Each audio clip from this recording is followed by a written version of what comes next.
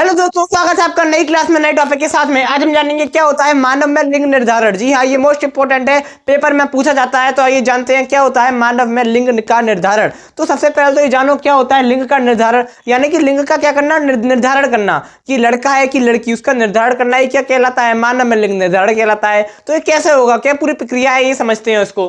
तो सबसे पहले मानव में प्रत्येक कोशिका में क्या होती है, सबसे पहले ये जानो मानव के अंदर 46 गुणसूत्र होते हैं। कितने गुणसूत्र होते हैं? 46 गुणसूत्र, अर्थात 23 जोड़ी। कितने होते हैं? 23 जोड़ी गुणसूत्र होते हैं, जिसमें से जो 22 जोड़ी होते हैं, यानी कि आप और मैं, यानी कि आप और मैं, हमारे अंदर है 46 गुणसूत्र। कितने हैं? 46 गुणसूत्र। 40 को हम 23 जोड़ी भी कह सकते हैं, कह सकते हैं ना 23 जोड़ी। अरे 40 को 23 जोड़ी कह सकते हैं, नहीं कह सकते? 23 23 46 होते हैं, तो 23 जोड़ी कह सकते हैं। ठीक है, 23 जोड़ी क्या होते हैं? गुणसूत्र होते हैं। उनमें से जो 22 जोड़ी होते हैं उन्हें हम कहते हैं ऑटोसोम। क्या कहते हैं? 22 जोड़ी जो गुणसूत्र होते हैं उन्हें कहते हैं ऑटोसोम। और उनमें से अब एक बच गया, जो एक जोड़ी गुणसूत्र होता है उसे हम क्या कहते हैं? उसे कहते हैं हम लिंग गुणसूत्र। क्या कहते हैं? लिंग गुणसूत्र, जो कि हमारे लिंग का निर्धारण करता है। तो सारा खेल यहीं पर है। जो एक गुणसूत्र है, यानी कि जो 23वां गुणसूत्र है, वहीं पर सारा खेल आ जाता है। जो 23वां गुणसूत्र होता है वही क्या करता है? लिंग का निर्धारण करता है। अरे 22 तो ऑटोसोम्स हैं, 22 क्या है? ऑटोसोम्स। और 23 क्या है? लिंग का निर्धारण करेगा जो 23वां है। तो अब मैं आपको बताता हूं क्या होता है।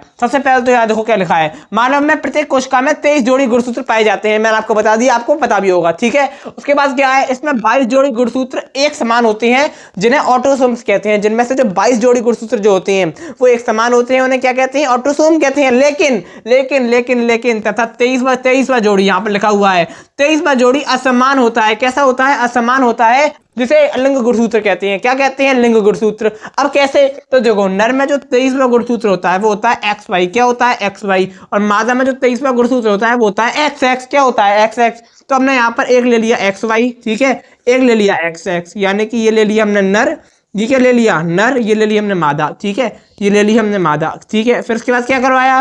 क्या करवाया? क्रॉस करवाया, निषेचन करवाया यहाँ पर। तो XX, इन दोनों का हुआ क्या बना? XX।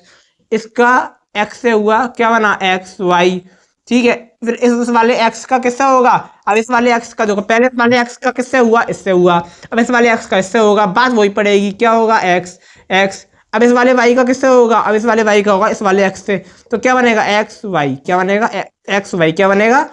XY। तो यहाँ पर क्या हो गया? यहाँ पर क्या बना? यहाँ पर ये बना, यहाँ पर दो बने XX, यानी कि XX का मतलब दो, मादा बनी, दो लड़की। और यहाँ पर XY, दो लड़के। यहाँ पर जो संतति है वो कैसी है? 50-50%, यानी कि 50% नर और 50% मादा, 50% मादा। तो यही तो होता है लिंग गुणसूत्र। क्या होता है? लिंग का निर्धारण। कैसे होता है मानव में लिंग का निर्धारण? तो यहाँ पर नर में जो 23वां जोड़ी गुणसूत्र होता है वहीं पर सारा खेल होता है, 23वें जोड़ी गुणसूत्र पे। तो 23वें जोड़ी गुणसूत्र XY पे क्या हुआ? सारा खेल हुआ।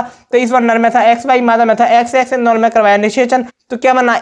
50% लड़का और 50% लड़की बन गए। तो आशा करता हूं कि आपको समझ में आ गया होगा कि किस प्रकार से होता है ये लिंग का निर्धारण। मनुष्य में लिंग का निर्धारण किस प्रकार से होता है। पेपर में क्वेश्चन आता है कि जो क्या कहते हैं लिंग का निर्धारण होता है उसके लिए कौन ज्यादा उत्तरदायी है, यानी लिंग का निर्धारण करने के लिए कौन सा गुणसूत्र उत्तरदायी है। तो मादा तो नर उत्तरदायी है, क्योंकि नर तो नर के पास Y है, मादा के पास तो XX है, मतलब वो X ही देगी, हर बार X देगी। लेकिन नर यहाँ पर क्या देगा? एक Y देगा, और Y से ही क्या होगा? निर्धारण हो जाएगा। तो आशा करता हूँ कि आपको समझ में आ गया होगा। मैं आपको मिलूंगा एक और नई क्लास में नए टॉपिक के साथ में। सीरीज को लगातार फॉलो करते जाइए और आगे बढ़ते जाइए। तब तक के लिए जय हिंद, जय भारत।